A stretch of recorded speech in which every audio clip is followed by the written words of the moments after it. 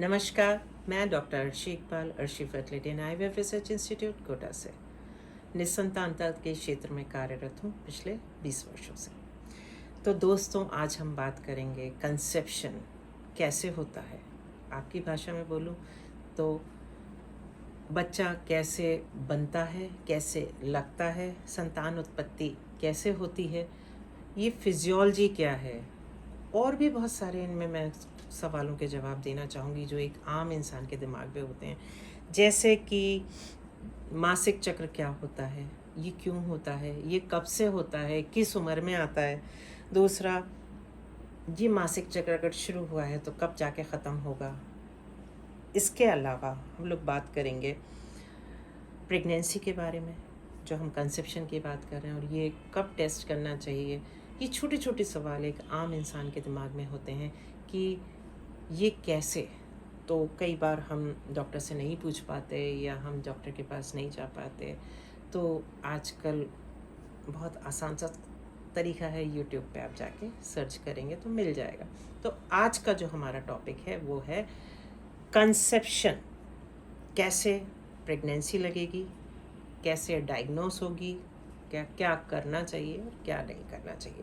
तो हम एक आम जो रोज़मर्रा के एक सरल भाषा में बात करेंगे कि कैसे एक नॉर्मल महिला या पुरुष उसको समझे।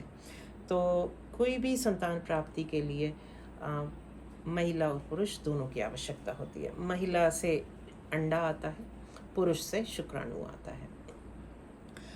महिलाओं में अंडे में आपको एक बार एनाटमी बता दूं कि ये है गर्भाशय, ये है अंडकोश महिलाओं का, दो ओवरी जिन्हें बोलते हैं, ये इसका फेलोपियन ट्यूब है, ये इसका गर्भाशय है, गर्भ जहाँ धारण करते हैं, जहाँ बच्चा 9 महीने रहता है, और ये वेजाइना है, संबंध रखे जाते हैं। ये जो ट्यूब है यहाँ से यहाँ, ये जो होता है ये 10 सेंटीमीटर का होता है। तो जो शुक्राणु है वो यहाँ से चलता हुआ यहाँ से यहाँ पहुँचेगा ट्यूब को आउटर 1/3 में, यानी कि बाहरी जो हिस्सा है, और जो अंडा है वो यहाँ से फूट के गिरेगा, और ये जो इसका ट्यूब का एंड है ये बीट करता है और ये उठाता है अंडे को, सक्शन।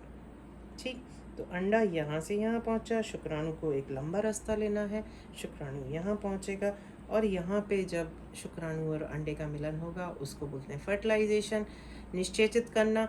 और यहाँ से जो एम्ब्रियो बना, जो भ्रूण बना, वो लुढ़कता यहाँ पहुँचता है 3 से 4 दिन के अंदर। तो चौथे दिन आके वो यहाँ रहेगा।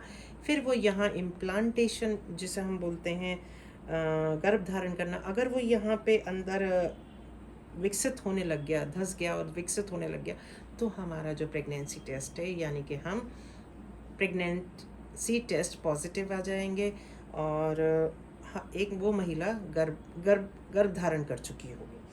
तो यहाँ से जो यहाँ तक का जो सफ़र है ये लगभग 4 दिन लगते हैं।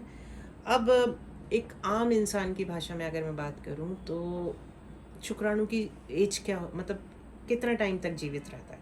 तो शुक्राणु 24 घंटे तक जीवित रहता है नॉर्मली। जिस पुरुष के पैरामीटर्स बिल्कुल सही हैं वहाँ पे नॉर्मली शुक्राणु 24 घंटे तक जीवित रहेगा। आप कहेंगे कि यहाँ से यहाँ तो बहुत छोटा सा रास्ता है, तो शुक्राणु को तो ज़रा से में पहुँच जाएगा। जी नहीं, यहाँ से यहाँ पहुँचने में शुक्राणु को बहुत समय लगता है। आप ये मान के चलिए 12 घंटे से ज़्यादा लगेंगे, क्योंकि शुक्राणु की कोई आँख तो होती नहीं है, उसके हाथ पैर भी नहीं होते। शुक्राणु की एक टेल होती है, ये देखिए, ये है शुक्राणु। तो बहुत से दर्शक नहीं समझते होंगे शुक्राणु कैसा है।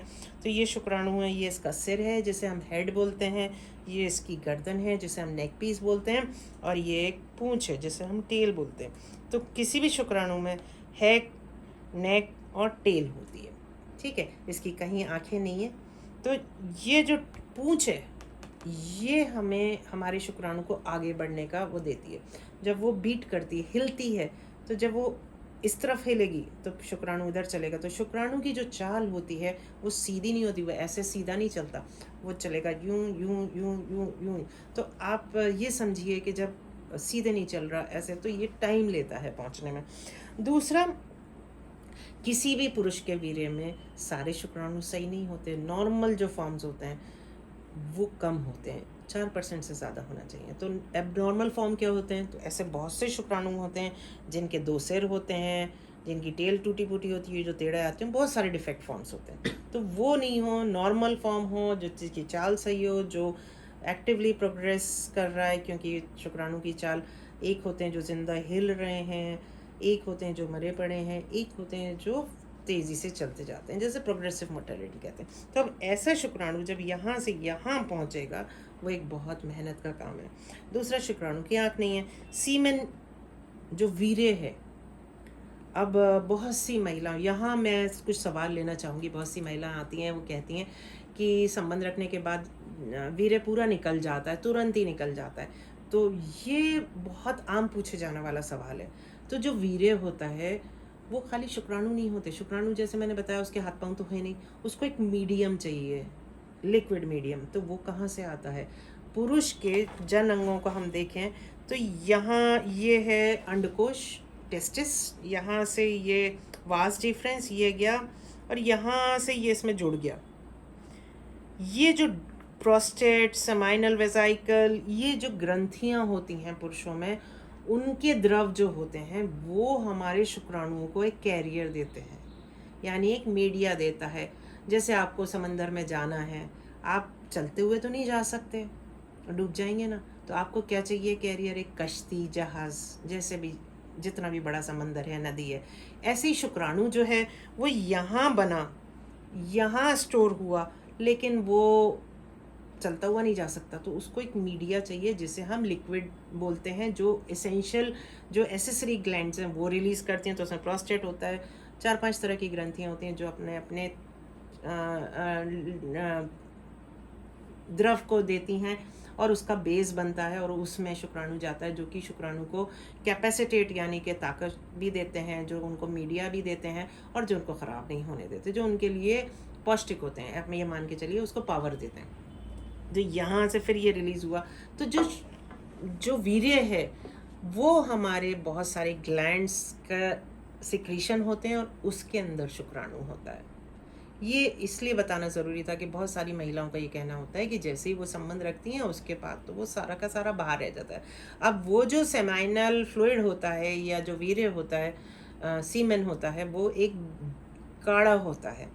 अब कुछ महिलाएं ये कहती हैं कि बिल्कुल पानी की तरह है, कुछ कहती हैं बहुत गाढ़ा है।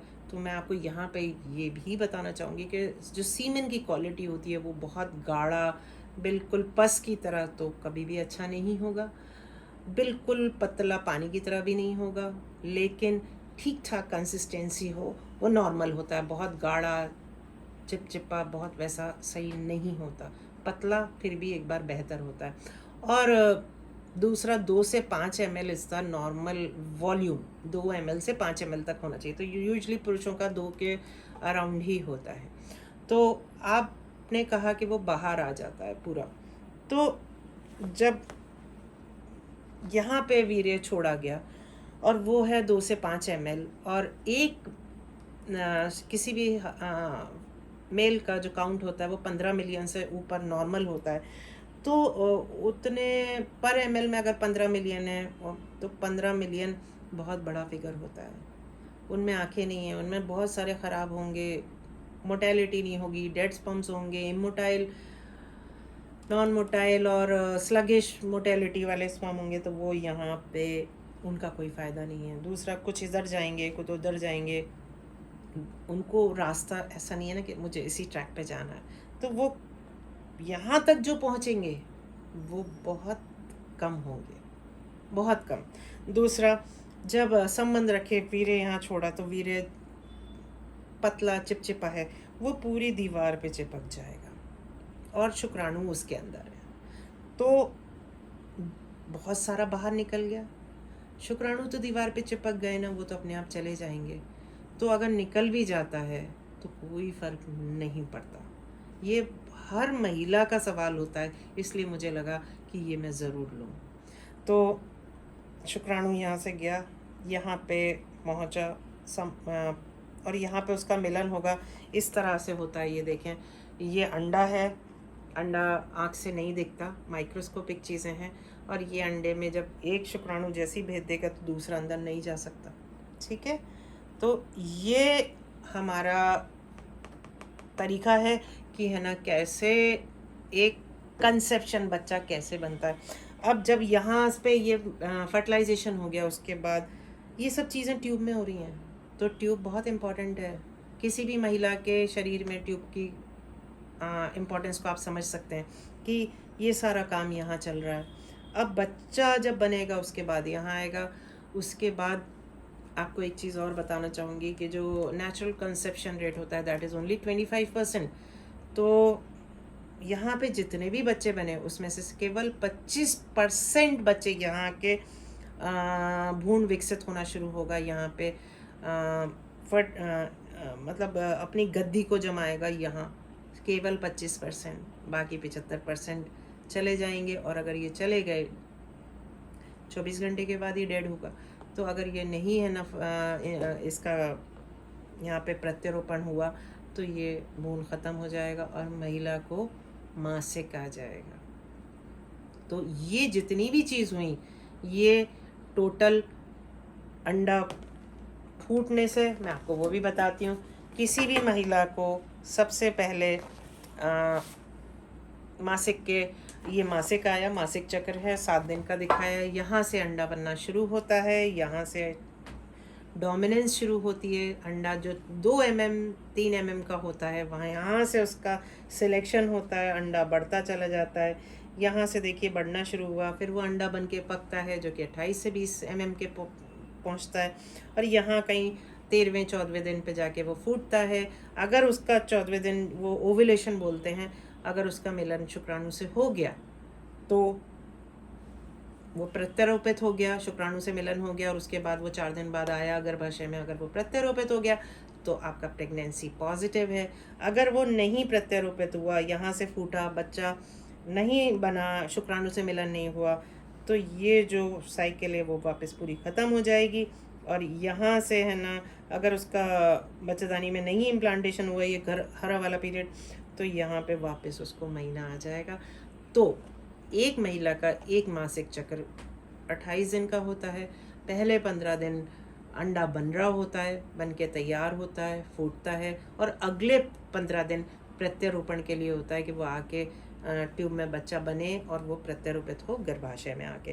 तो ये एक मोटा मोटा मैंने आपको बताने की कोशिश करी है कि ये कैसे पूरी संभावना चल रही है। ये देखिए, अंडा यहाँ से बनना शुरू हुआ, ये बना बना बना, यहाँ से ये फूटा, ये ट्यूब ने उठाया, यहाँ पे आया, यहाँ से इसका शुक्राणु से मिलन हुआ। ये देखिए, ये शुक्राणु और अंडे का मिलन हुआ इस पार्ट में। अब ये 2 सेल से 4 सेल ऐसे डबल होते थे, यहाँ आके प्रत्यारोपित हो गया, ये 4थे दिन। तो ये एक तरीका है कि हमारे शरीर में किस तरह से एक भ्रूण विकसित होता है ना। ये अक्सर, क्योंकि आम इंसान को ये पता ही नहीं होता कौन सा टाइम।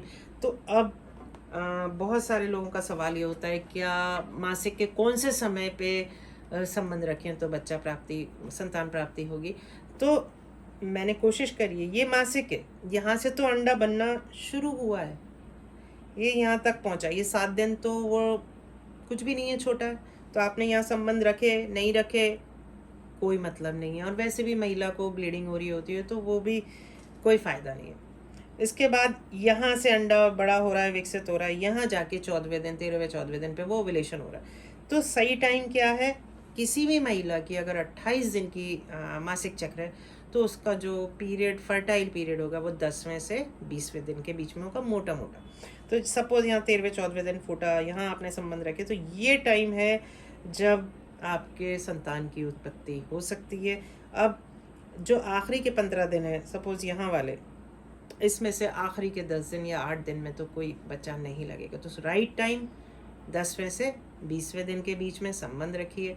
अगर आपको बच्चा नहीं चाहिए तो प्रोटेक्शन रखिए, कोई भी साधन इस्तेमाल कर लीजिए। और आपको अगर संतान चाहिए, फर्टिलाइजेशन चाहिए, तो आप यहाँ पे संबंध रखिए। तो मैंने दोनों जवाब दिया कि अगर नहीं चाहिए बच्चा तो यही टाइम है जिसमें आपको कुछ ना कुछ साधन का इस्तेमाल करना है, दूसरा यही टाइम है अगर आपको संतान चाहिए तो आपको संबंध रखना है।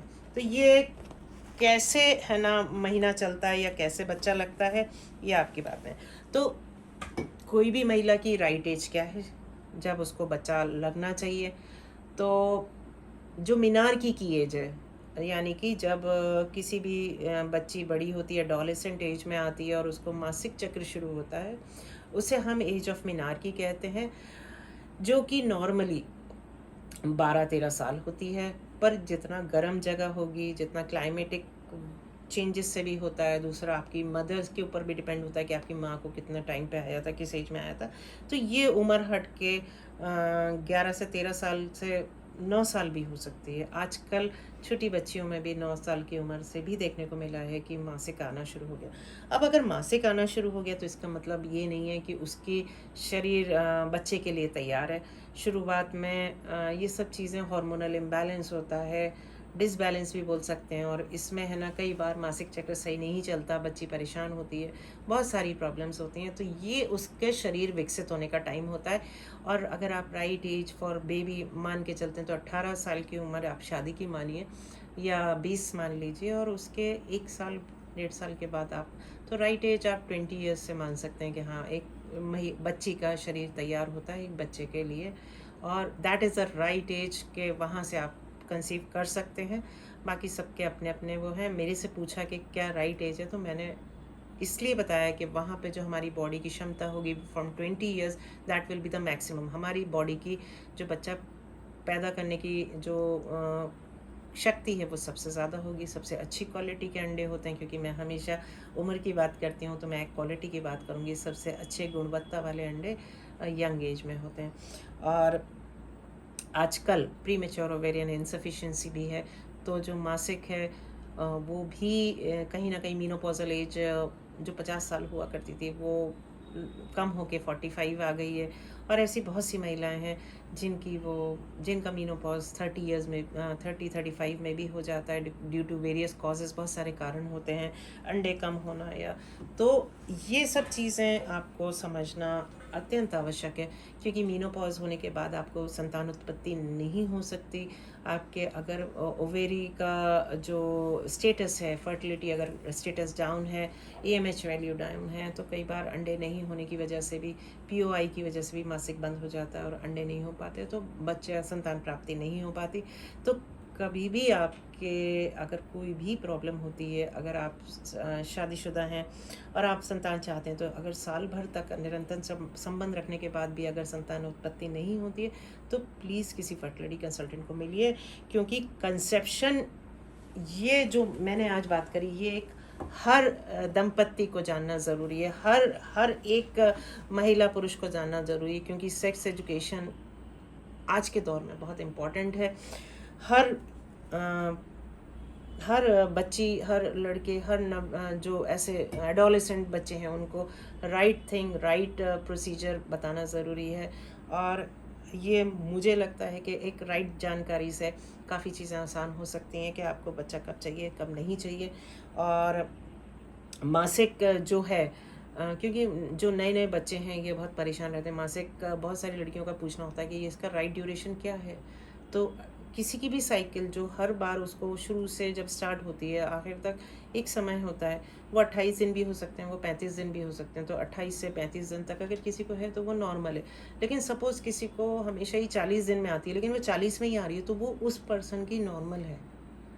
अब किसी भी लड़की की या तो कभी 28 में आ रही है, कभी 20 में आ रही है, कभी 40 में आ रही है, कभी 60 में आ रही है, वो चीज़ प्रॉब्लमेटिक है। तो मेंसेस यूजुअली एक जो एवरेज या एक स्टैंडर्ड करा है वो 28 से 35 डेज ली गई है। अगर इससे कुछ चीज़ भी कम होती है तो आपको डॉक्टर को कंसल्ट करना चाहिए, क्योंकि ल्यूटियल फेस डिफेक्ट भी बहुत आम है। अगर आपकी साइकिल छोटी है तो आपको कंसीव करने में दिक्कत आएगी, आपको बच्चा लगने में दिक्कत आएगी। तो कंसेप्शन, गर्भ धारण करना मुश्किल होगा और अल्टीमेटली पेशेंट को इनफर्टिलिटी हो जाएगी। तो इनफर्टिलिटी ना हो, इसलिए ये सारी चीज़ें शायद समझना हमें ज़रूरी हैं।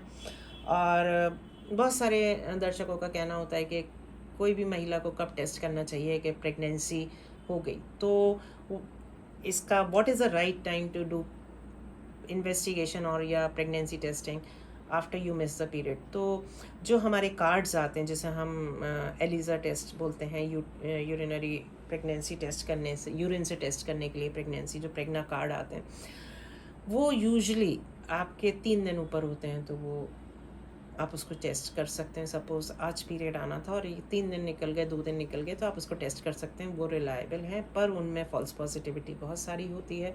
ऐसे बहुत से पेशेंट आते हैं जो ये कहते हैं कि मैडम ये देखिए पॉजिटिव आया लेकिन बच्चा नहीं होता। तो सुबह का मॉर्निंग का यूरिन यूज़ करा जाता है और उसमें देखा जाता है कि आपने जब 2 ड्रॉप यूरिन डाली तो वो गीला होता चला जाएगा और तुरंत आना चाहिए। उसमें 2 लाइनें 15 मिनट बाद आ रही है, हल्की सी आ रही है, तो दैट इज़ नॉट सिग्निफिकेंट। और अगर आपको फिर भी कहीं कोई कन्फ्यूजन है, आपको लगता है कि आपकी प्रेशस प्रेगनेंसी, आप बहुत डरे हुए हैं, तो आप है ना ब्लड से टेस्ट कर सकते हैं, जो कि बिल्कुल 100% कन्फर्म होता है, जिसको हम बोलते हैं सीरम बीटा HCG करना। और इसमें बहुत आराम से पता चला जा सकता है कि कोई प्रेग्नेंट है या नहीं है, और ये वायबल प्रेगनेंसी होगी नहीं होगी, क्योंकि उसकी वैल्यूज से सीरियल बीटा HCG टेस्ट करके कर सकते हैं। तो ये कुछ जानकारियां हैं कंसेप्शन को लेके, गर्भधारण को लेके और प्रेगनेंसी के लेके, कि हमारे को क्या समझना चाहिए, एक आम नागरिक को क्या समझना चाहिए, एक आम पति पत्नी को क्या समझना चाहिए, और बच्चों को क्या समझना चाहिए, हमारे जो adolescent young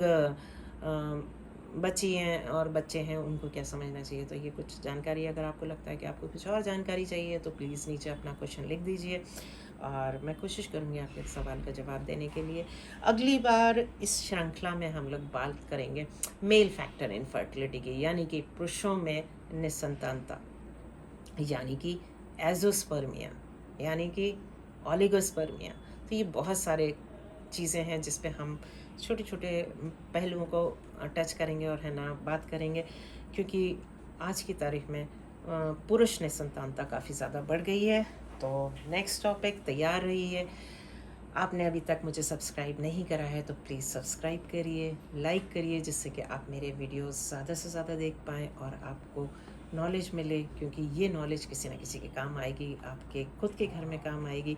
age is not a barrier, knowledge के लिए कोई दीवारें नहीं होती। तो उम्मीद है आपको पसंद आया होगा ये प्रोग्राम, और अगली श्रृंखला में फिर मिलेंगे। जब तक के लिए आज्ञा दीजिए। शब खैर, नमस्कार, धन्यवाद।